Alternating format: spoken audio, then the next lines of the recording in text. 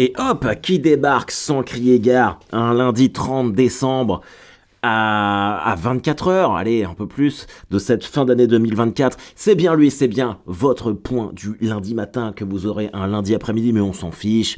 Ou vous travaillez, ou vous êtes en vacances, auquel cas vous l'écouterez quand vous pourrez.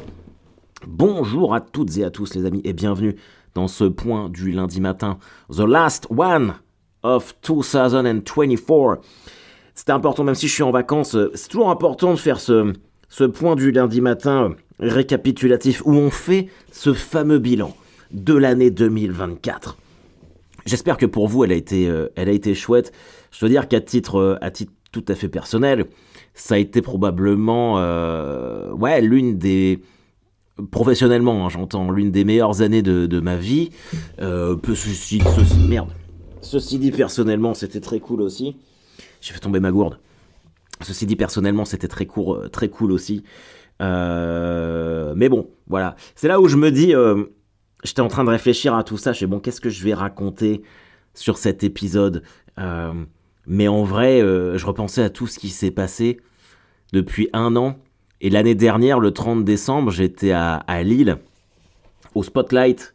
On faisait, avec le Paris Comedy Club, les soirées du Nouvel An. On avait joué une fois. On a dû avoir un décalage de...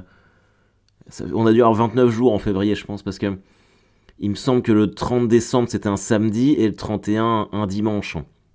Enfin bref, peu importe. Et on avait joué une fois le samedi 30 et deux fois le 31 décembre. Une belle soirée, je m'en souviens bien. Et j'étais loin d'imaginer tout ce qui allait se passer en 2024. J'étais déjà content, hein, je trouvais que ça se passait bien. Mais tout ça pour dire, et vous savez les amis, que c'est toujours ce que j'essaye de faire dans ce podcast. C'est que je raconte ma vie, mais l'idée étant que vous puissiez vous identifier à la vôtre.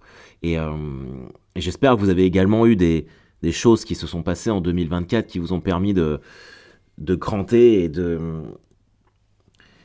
et de pouvoir améliorer ou votre vie personnelle ou votre vie professionnelle, votre santé mentale, tout ça.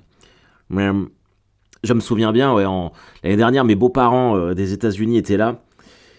Et j'avais le 31 décembre, on avait pris une cuitasse de l'enfer avec les autres humoristes et puis les employés, l'équipe du Spotlight. Et je m'étais couché à 6h30 et je crois que j'avais un TGV à 8h à Lille pour être rentré à Caen pour le repas du midi, parce que on avait mes parents, mes beaux-parents et mes sœurs qui étaient tous à la maison. Et ça avait été très dur. Ça avait été mais très très compliqué. Et en vrai, la seule solution quand t'es hangover, gueule de bois, encore limite bourré parce que t'as dormi que 1h30 et que tu dois enchaîner sur un repas de famille à table après, ta seule solution, vraiment, il n'en existe pas d'autre, c'est de reboire. Tu dois reboire, y a que ça qui va te permettre de tenir le coup. Parce que d'habitude je fais toujours mon dry January, mon mois de janvier sans alcool, comme vous le savez.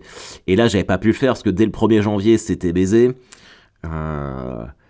Mais c'était chouette. Et je me revois encore en décembre l'année dernière. J'avais non, c'était en janvier, je dis n'importe quoi. En janvier, tout le mois de janvier, en fait, j'étais focalisé parce que j'avais été invité par l'équipe du Hellfest à me produire lors d'une soirée privée pour les mécènes de l'association Hellfest au siège, et c'était le 19 janvier. Et j'étais comme un ouf. Ça avait été 4 jours. Ah, c'est la rétrospective de 2024, c'est bien, ça me permet de me souvenir de faire ça. Je me rappelle, j'avais joué à Besançon au festival drôlement bien, et je m'étais barré, j'avais pris le train à 5h, parce qu'il fallait que je sois sur Rire et Chanson pour faire une chronique sur Franck Leboeuf. Je me souviens, ce qui m'a signé mon maillot de l'Euro 2000, qui est juste en face de moi, là, dans mon bureau. Et après, j'étais revenu à Caen, j'avais pris ma voiture pour aller à Clisson, et jouer le soir, et c'est un peu la récompense de toute mon abnégation. Déjà, j'étais super content d'être invité, il m'avait mis un pass pour l'année prochaine, alors c'est toujours compliqué les soirées privées comme ça, mais finalement ça s'était plutôt bien passé. J'avais passé un bon moment, puis je m'étais dit, bon bah voilà, c'est mon petit Hellfest à moi.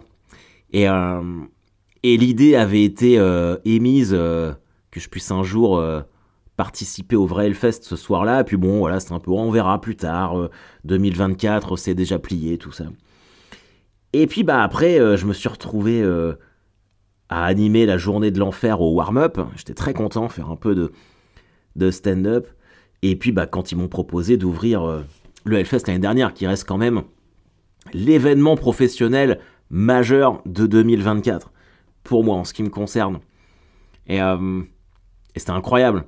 C'était incroyable comment toute ma seconde partie de saison, parce que je l'ai appris assez tard, ça finalement, je crois qu'il m'avait proposé en février ou mars, mais comment toute ma deuxième partie de saison était uniquement focalisée sur réussir cet instant-là. Ça a vraiment été le climax de mon année. Réussir le Hellfest. Et je crois que ça a été fait, même si c'était pas des conditions faciles, parce que t'étais en extérieur. Les gens n'attendaient pas forcément ça, quoique c'est pas forcément vrai, parce qu'il y a beaucoup de gens qui étaient venus voir le spectacle. Enfin, c'était fantastique. J'ai déjà raconté cette expérience-là 1000 fois, donc je vais pas me répéter. Mais tout ça pour dire que il y a 12 mois, le 30 décembre, quand j'étais à Lille, j'étais vraiment très loin de penser, d'imaginer tout ce qui allait se passer dans ma vie en 2024. Et c'est valable pour moi comme pour vous. Une année, ça passe vite, c'est ce qu'on dit, et c'est vrai, ça passe très vite, mais en même temps, c'est très long. T'as quand même l'occasion de pouvoir faire beaucoup de choses en 12 mois, ou que beaucoup de choses t'arrivent, positives, négatives malheureusement parfois. Mais même si elles sont négatives, bah en vrai, faut les prendre, quoi. On peut pas, je pense pas qu'il y a toujours une question d'équilibre dans le monde, dans l'énergie dans laquelle on est. On peut pas, les ténèbres doivent passer, quoi. Ça paraît très con parce que je vais citer un Astérix, mais après la pluie, le beau temps, quoi. Si tu veux que le soleil brille dans ta vie et dans tout ce qui bouge, bah il y a parfois des moments où il faut savoir laisser passer les nuages et l'orage. Mais et c'est ça aussi où j'ai souvent eu l'occasion dans ce podcast de parler de santé mentale, notamment de la mienne. Et je sais, pour avoir partagé avec bon nombre d'entre vous sur ce podcast ou en dehors, que parfois c'est un challenge pour tout le monde. Faut jamais oublier ça, c'est que il y a toujours un moment où ça va aller mieux, même si là c'est dur parfois. Alors pour moi ça va très bien, mais j'imagine que pour vous, certains d'entre vous c'est peut-être dur, surtout au moment des fêtes. Parfois c'est difficile à digérer pour certains.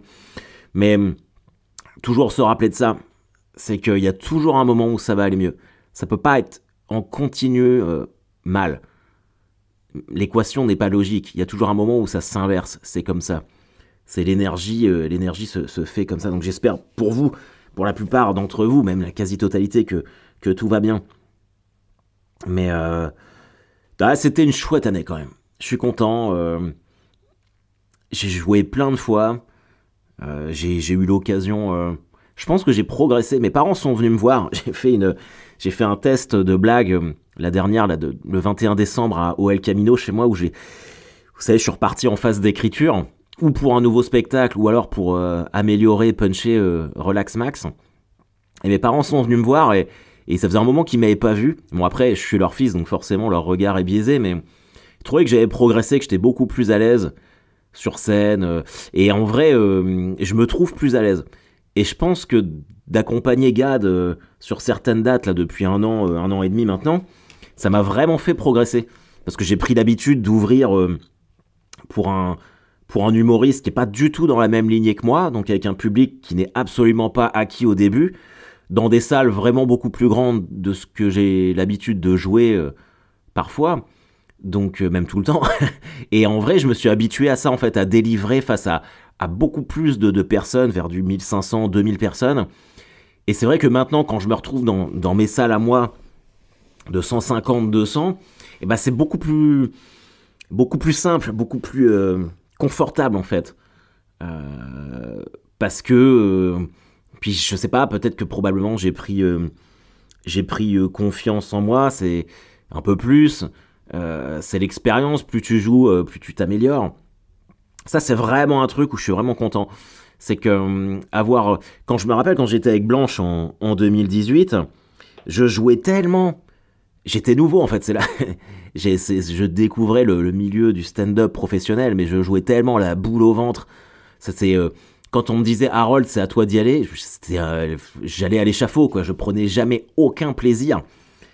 J'avais pas eu de gap en fait, j'avais pas eu de pont. J'étais passé directement du El Camino avec un sol qui colle la bière, des soirées au chapeau à bam, 2500 personnes en première partie de la meuf qui cartonne le plus, avec un syndrome de l'imposteur toujours plus grand, qui est toujours très présent d'ailleurs. Et je crois que tu peux pas... je crois que d'ailleurs que le syndrome de l'imposteur, on l'a quasiment tous, faut pas l'enlever. C'est ce qui te permet de t'améliorer, de continuer à chercher de prouver, quoi. De prouver que t'as ta place ici. Moi je l'ai toujours. Hein. Non, ce que je voulais dire, c'est que et ben là, en fait, d'être avec Gad, d'être beaucoup plus posé dans ma vie, d'avoir toujours ce syndrome de l'imposteur, mais plus problème de légitimité dans le milieu, et ben j'ai beaucoup appris. Lui, je l'ai beaucoup observé sur comment il abordait des salles, parce que bon, il y a le côté, le mec est une superstar, mais le voir douter sur des blagues, le voir essayer, le voir rater une blague, la retravailler et qu'elle cartonne, des mécanismes que je connais, mais à ce niveau-là, en fait, avec quelqu'un qui c'est quand même dans le top 5 des meilleurs humoristes français de tous les temps, je pense. En tout cas, il est dans la légende de l'humour français. Tout le monde le connaît. Et bah, ça m'a fait progresser. Ça m'a fait progresser. Donc c'était plutôt cool. Moi, je suis très reconnaissant par rapport à ça. Et là, on va passer... il y a la tournée des Zéniths. Normalement, je dois faire celui de Caen. Il n'y en a pas d'autres de prévu pour l'instant, mais j'espère que ce sera le cas. Là, celui de Caen, vraiment, je suis excité. Je suis très excité parce que c'est chez moi. Et puis là, pour le coup, ça sera la plus grosse jauge que j'ai jamais faite. Donc, c'est un rendez-vous que j'ai marqué sur mon agenda, le 29 mars. D'ailleurs, en parlant de ça, j'ai eu l'occasion, là, le 13 décembre, de pouvoir jouer au Théâtre à l'Ouest. On a mis 2 sessions, une à 19 et une à 21h, parce que 21h était complète. 19h, c'était pas complet, mais en même temps, on a mis ça 5 jours avant, donc finalement, c'était un bon échauffement. Et je me suis souvent posé la question de savoir ce que je voyais d'autres humoristes dans leur ville respective. J'ai déjà dit ça dans le podcast. Moi, je me sentais pas ou peu soutenu. Bah là, pour le coup, j'ai vraiment ressenti de l'affection, et je crois que c'était la première fois que j'avais ça. Donc j'étais très très très content. C'était vraiment une chouette soirée. Je m'écarte à fond. Mais ça fait combien de temps que j'enregistre là ? Putain, 13. Il me reste 7 minutes, je veux pas trop vous gaver. Mais après, c'est un épisode bilan, donc je suis obligé de faire le bilan, mais je saute des étapes. Qu'est-ce que je peux retenir, moi, de cette année complètement folle ? C'est que, évidemment, j'ai signé avec une production qui semble croire en moi. Je m'entends bien avec les équipes, ça c'est chouette. J'ai vraiment hâte de voir ce que l'avenir va donner. Il y a énormément de dates qui ont été bookées. Ça va être 2025 va vraiment être chargé, mais j'aime bien ça. Et puis bien sûr, ça c'est un truc que je ne peux pas occulter. C'est la rencontre avec Christian de Gojira et puis tous les mecs de Gojira derrière. C'était tellement incroyable.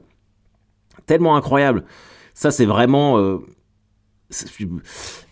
un cadeau de la vie, quoi.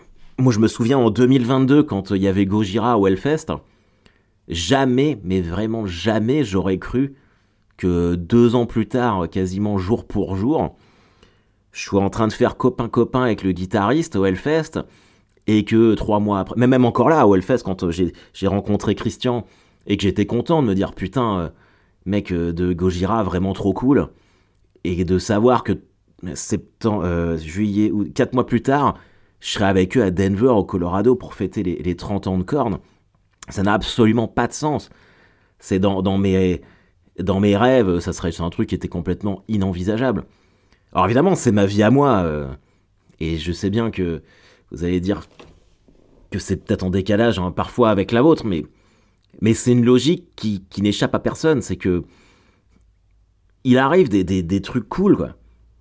Et parfois, on se dit « Ah, mais jamais j'aurais cru que ça arriverait. » Et finalement, en fait, c'est le côté très stylé de la vie, c'est que parfois la vie te place des petits coups de pute, mais parfois t'as des cadeaux absolument incroyables. Et ça c'était fou. Et j'ai vraiment été, tout le monde connaît ma passion pour le métal, et ça a vraiment été, 2024 c'est ça en fait, ça a vraiment été mon rapprochement avec le métal, avec l'univers du métal, que ce soit à travers le Hellfest, rencontrer des groupes. Là maintenant, je reçois du merch de groupes qui aimeraient que je porte leur t-shirt et ça me fait trop plaisir. Je suis invité dans des concours, je suis dans les jurys de concours de métal parce que le milieu estime que je suis légitime. Donc ça, c'est une putain de reconnaissance, vous savez, les amis. C'est une putain de reconnaissance.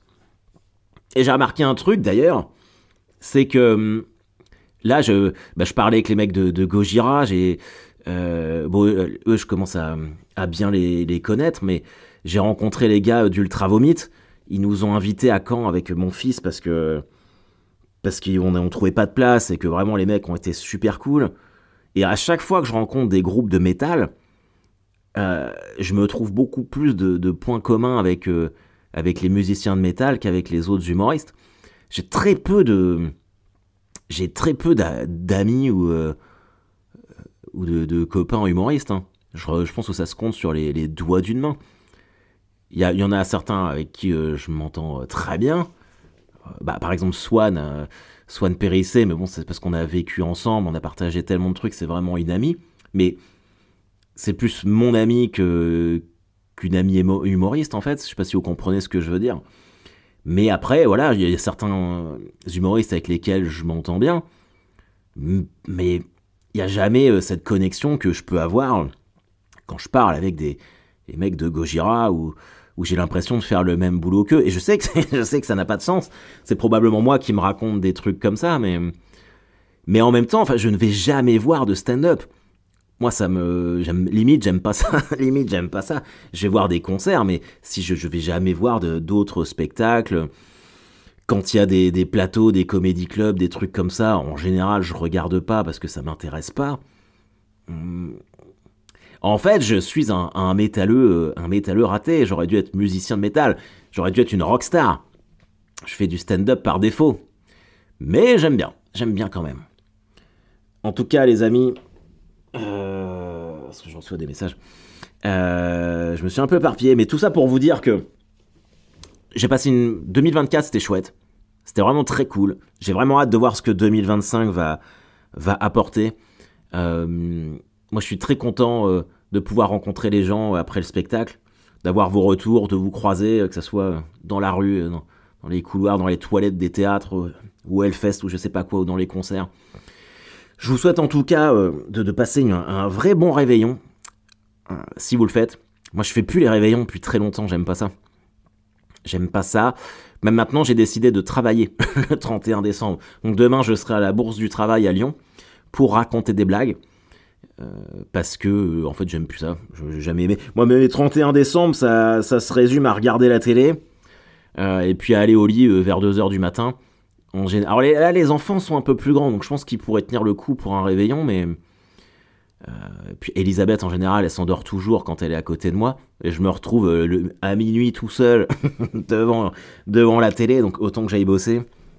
Non, mais c'est pas pour critiquer. Si vous aimez faire la fête, si vous aimez les chapeaux pointus, turlututu, n'hésitez pas. Amusez-vous bien, surtout soyez prudents. Faites pas les cons, les amis. Bon nombre de drames arrivent le 31 décembre à cause de la picole ou autre. Donc, faites gaffe à vos miches. En tout cas, les amis, je vous embrasse toutes et tous bien fort. Je vous souhaite all the best.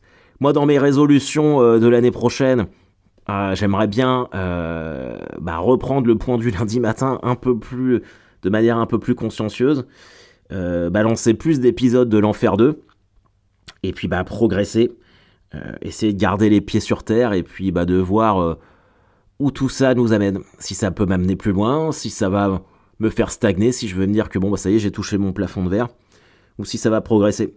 En tout cas, essayez, je suis pas là pour vous dire ce que vous devez faire, mais essayez également de vous fixer des objectifs cool, une ligne de conduite. C'est quand même mieux quand on se dit... je trouve que c'est plus intéressant quand la vie peut t'apporter un challenge quel qu'il soit. Moi, je cours le marathon d'Édimbourg, fin mai. Donc là, l'année dernière, j'ai fait celui de Caen, 4h16. Petit objectif, là, c'est de faire 4h15, de battre mon record. Toujours ça, essayer de s'améliorer, que ce soit dans notre travail, dans nos performances sportives ou dans ce qu'on est. Essayer d'être une meilleure personne, avec les autres, avec soi-même, être plus doux avec soi-même. Ça, c'est un truc que je devrais m'appliquer. Allez les amis, bonne fin d'année, comme on dit. Je ne vous ferai pas l'affront de vous dire à l'année prochaine, parce que c'est méga ringard. Mais faites gaffe à vous, et puis à bientôt. À bientôt, je vous s'abonne. Bye bye.